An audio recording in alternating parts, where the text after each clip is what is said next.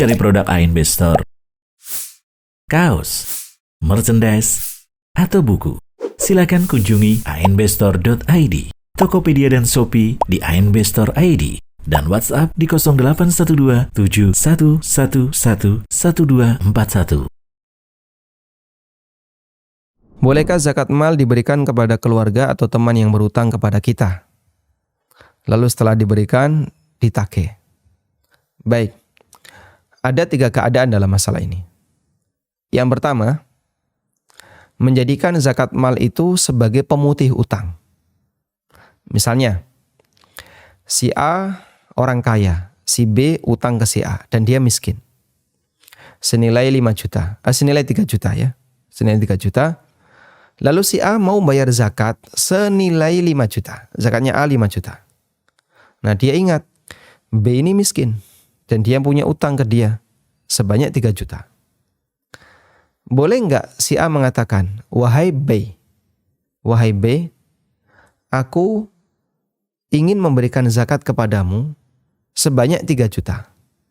Tapi kamu kan punya utang ke aku 3 juta. Sudah? Berarti anggap saja zakat yang ingin aku serahkan kepadamu itu dipakai untuk nutupi utangmu kepadaku. Sehingga saya tidak perlu keluarkan uang, nanti daripada bolak-balik uang itu transfer, ada biaya transfer, udahlah gampang aja.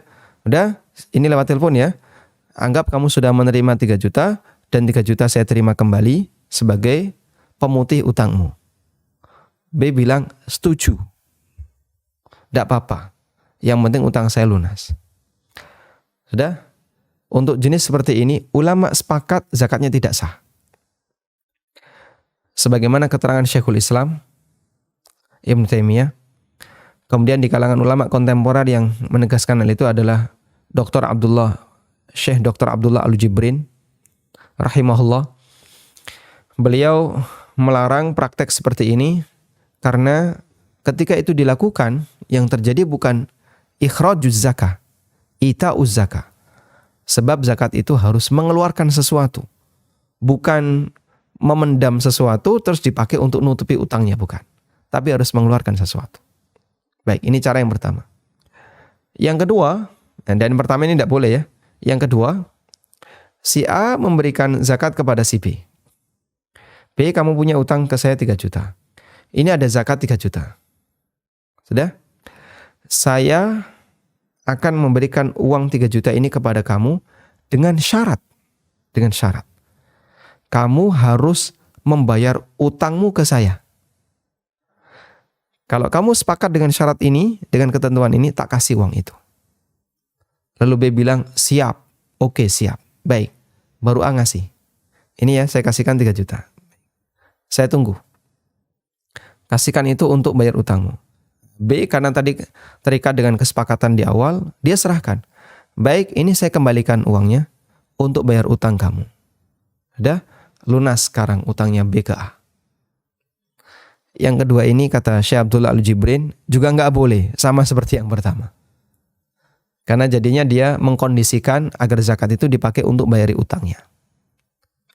Yang ketiga, keadaan yang ketiga. Bagaimana keadaan yang ketiga? Dibiarkan dalam kondisi normal. Si A memberikan zakat kepada B, ini zakat 5 juta, silakan kamu bawa.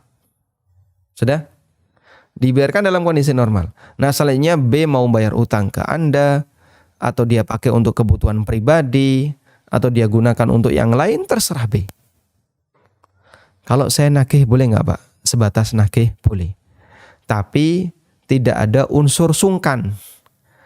Sungkan itu bahasa Indonesianya apa? Malu. Tidak ada unsur malu. Wah, saya nggak enak ya kalau nggak bayar utang.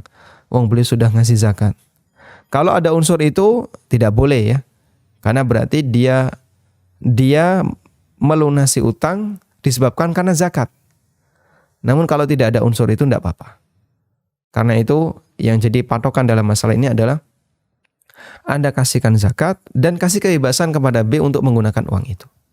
Sehingga mungkin bisa ditunggu ya. Bisa ditunggu dalam waktu tertentu. Misalnya sepekan. Anda sudah ngasih 5 juta, sepekan berikutnya baru Anda tagih. Agar tidak ada perasaan sungkan atau berkaitan dengan pembayaran zakat dengan pelunasan utang. Wallahu ta'ala alam, demikian yang bisa kita sampaikan.